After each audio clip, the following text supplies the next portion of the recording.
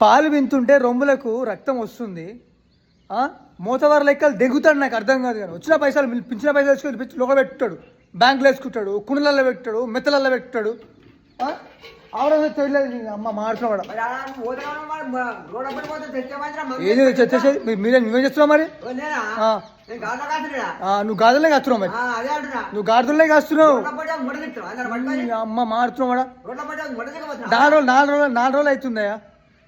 ఆవులకు పాలు వింటుంటే రొమ్ములకి ఏమంటారు, మన రొమ్ములకు వచ్చేసి మాట్లాడుతున్నావాడా?